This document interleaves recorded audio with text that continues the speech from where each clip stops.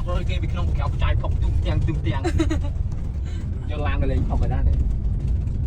จะลางนั่งกินก็แค่เอาไปเลย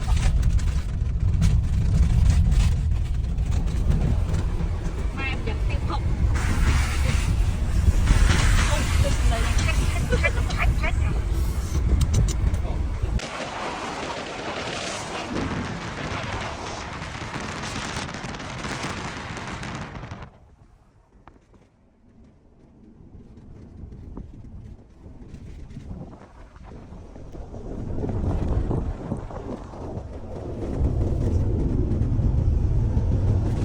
ใส่ผ้าบ้านทักมาตะปาน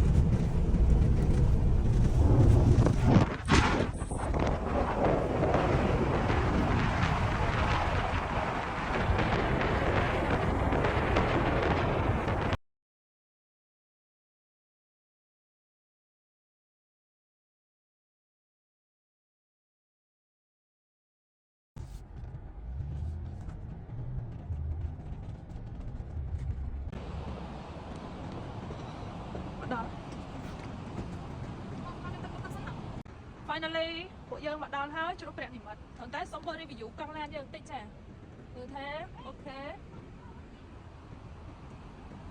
អញ្ចឹងទាំងអស់គ្នាខ្ញុំចង់ឲ្យទាំងអស់គ្នាបានមើលសម្រាប់ធម្មជាតិនៅនេះប៉ុន្តែយើងមានប្លង់ច្រើនចាំមើលខ្ញុំនឹងព្យាយាមថាចាប់ប្លង់មួយណាដែលស្រស់ស្អាតជូនឲ្យទាំងអស់គ្នាមើល